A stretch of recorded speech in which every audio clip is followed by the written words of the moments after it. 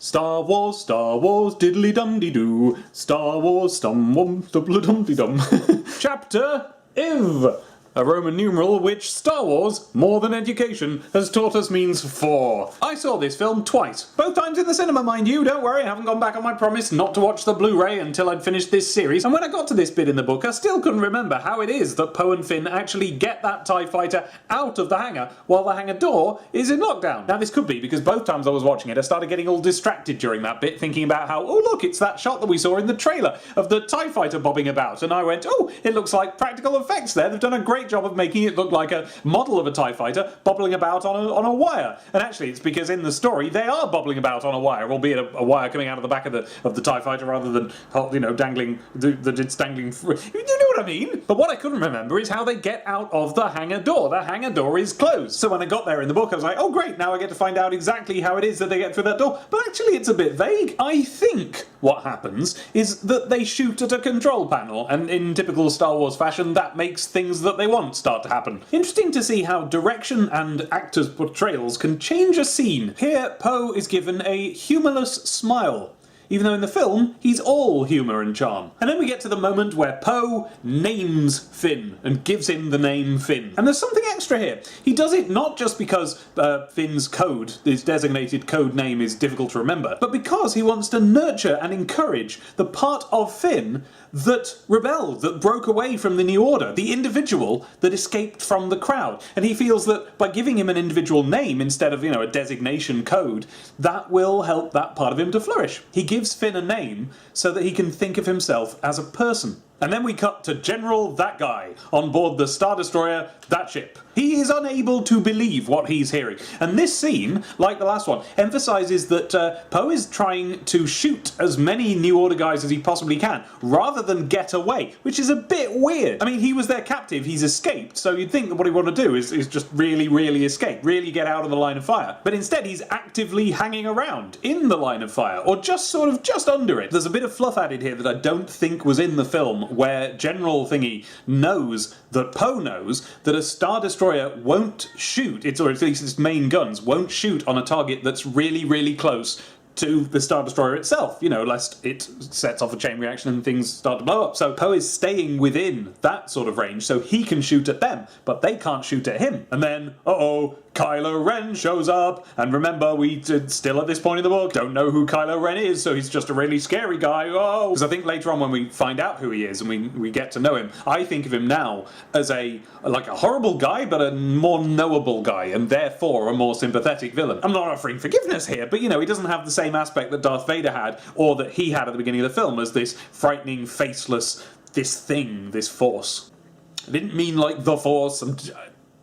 And it's all but confirmed now that that moment I mentioned earlier where Kylo Ren does actually spot Finn and like looks at him for a while and then lets him go was in fact deliberate. I don't necessarily mean it was deliberate on Kylo Ren's part, but it was part of the plot that Kylo Ren did notice Finn, did see something, you know, did focus on him in some way, and then let him go. Here, Alan Foster writes this scene from General What's-Name's point of view, and his name is General Hux, by the way. So we don't actually get to hear what's going on in Kylo Ren's mind on this subject at this point, but Ren knows immediately which trooper it is that is helping the prisoner to escape. Immediately. No thought about it at all, just immediately knows, which suggests to me that he already knew or saw in that moment earlier on that something was going on with Finn, that he was maybe on the road to defecting, or that like maybe Kylo Ren had seen a future echo through the Force about something's going to happen to do with this guy. And we reach one of the coincidences that critics of the film didn't like, the moments where characters just go to the places where other characters are for reasons that seem a bit weird. And in this particular case, Poe and Finn fly down to Jakku. Which is, I mean, that's where Finn just was. He was only just there. And Rey happens to be there, so it's a bit of a coincidence, maybe? And of course people argue that, well no, there aren't any coincidences in this film because it's all about the Force drawing these people together, and then other people go, well yes, alright, but it's still got to actually make sense. Well, the book gives us a bit of explanation for why they would go down to Jakku here. No doubt, this is on page 58, no doubt every gunner, every weapon system operator on the destroyer, that's the big ship, was just waiting for the stolen fighter to break out system. Their attention would be focused in those directions, away from the ship and toward the great darkness. The last thing they would expect someone escaping from the vicinity of the planet Jakku to do would be to head for Jakku. So in one sense it seems like he's kind of trying to double bluff them, but then we immediately find out that actually he's going after his robot. But in a moment that confused me, both in film, I think it's in the film, and in the book, Poe tells Finn that his droid is one of a kind, it's orange and white. Really? That's the only... What, there's no more orange and white robots? And Finn goes, I don't care what colour it is. And yes, quite rightly too. Why did he mention what colour it was? Now, I suppose it is a reasonable thing to do, because if you'd lost something, let's say you've lost your phone, and the people with you say to them, has anyone seen my phone? It's an iPhone, it's a black iPhone. You know, you would describe it so that they might keep an eye out for it, but I don't think, you know, it doesn't seem like Finn is going to be able to help in that way, and that doesn't seem to be the context in which he says it. He just sort of says, oh, it's an amazing robot I need, it's orange. Okay. Now the actual answer is because in a few scenes' time, when Poe isn't there and Finn does meet the robot, he'll recognise it because it's orange and white. That's the actual reason. That's why the line is there. But like, you'd think, couldn't they have said like, well, it's like an R2 unit, you know those? But imagine if it was a beach ball. There doesn't seem to be any in-universe reason for him to say the line, as far as I can tell. Perhaps when I see the film again, it'll, you know, make more sense. Anyway, Poe explains that BB-8 contains a map that leads to Luke Skywalker. Which I believe is the first time that is mentioned, so it deserves a bit of examination because it's one of the points that, even though it doesn't really matter, people flagged up as a weak point in the story. What is a map to Luke Skywalker, and why would anyone have one? Does it follow him around wherever he goes? Does the point on the map change depending on where he is? Does it track him? What is a map to a person? Did Luke make the map? If not, who made the map? If so, who gave the map to them? Because it wouldn't be Luke, because he's wherever the map says he is. Look, I've drawn a map to where I am, and they look at it and go, well, it says you're off in another star system. Yes, that's where I am. No. These are questions that probably people in universe actually know the answers to, but we don't, and so it's weird that what appears to be the driving force of the whole plot of the story is completely unexplained and just not understood by its audience. Like, even now, people still are going like, what was that? So let's examine it here. Well, we can't. Alan gives us nothing. He gives us less than I gave you when I said that BB-8 contains a map to Luke Skywalker. Poe doesn't say contains. Poe says it's got. My droid's got a map that leads to Luke Skywalker. That's it. And then they start doing other stuff. And this, among other reasons, is why there have been breaks in these videos. I started to lose interest. I started to feel like the book was actually going out of its way to say no more than the film does. Like the thing with the hangar door, like the thing with the map.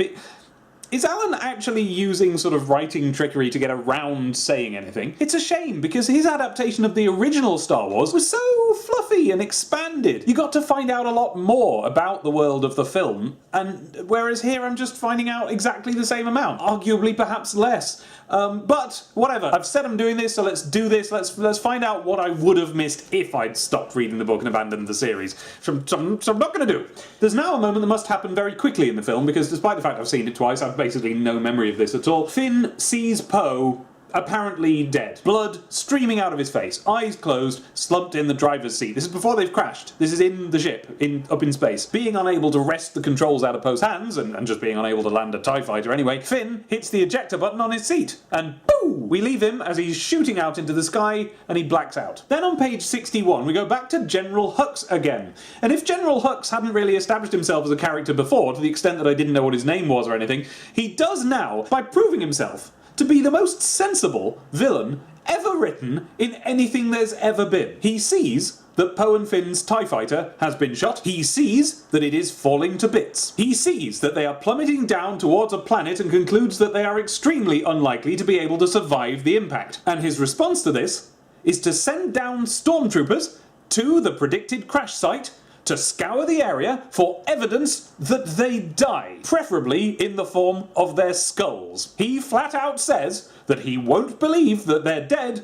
until he sees the body. That is a very intelligent thing to do, and something of a revolution in terms of villain writing. But also, it means that there's a little bit of wiggle room for something to go on down at that crash site with those stormtroopers there that we don't see in the film. Back now on page 62 to the sort of thing that we read novelizations for. Some introspection from a character while in the film, all he's doing is silently looking around. Perfect opportunity for a novelization writer to add a bit of extra stuff. We don't hear about how he landed or at what point he actually came to, but we do hear about what a struggle it was for him to follow the instructions and get the clasps undone so he can get out of his chair, and how agoraphobic it feels to be here standing in the middle of this endless dune sea, as opposed to life as a stormtrooper, where you grow up in a series of tiny interconnected boxes where everything you could need is just like an arm's reach away. And the walls at any time are only a couple of paces away. Here, someone is who's like spent his whole life in that environment. It's inside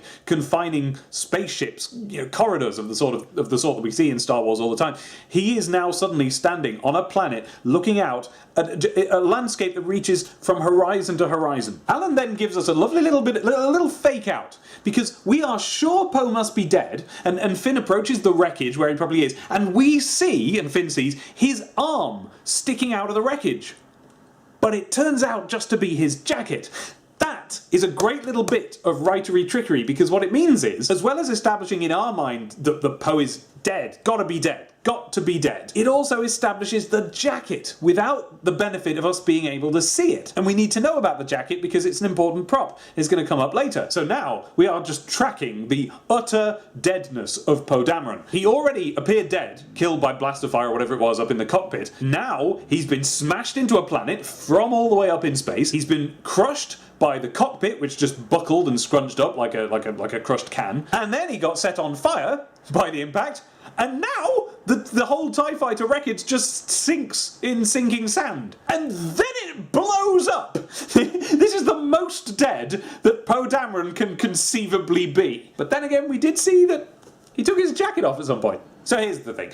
You've seen the film. These are spoiler videos. We both know Poe Dameron is not dead and comes back later on. And when he does, he goes, "Yo, I'm not dead." And Finn goes, how? And he goes, "Just not dead, it's fine." So there's a strong possibility, believed by a fair few fans, that Poe Dameron did actually die here. And then something happened, maybe involving those stormtroopers, and then someone comes back later going, "Hello, I'm Poe Dameron. I'm in a universe where it's been established that we can make clones."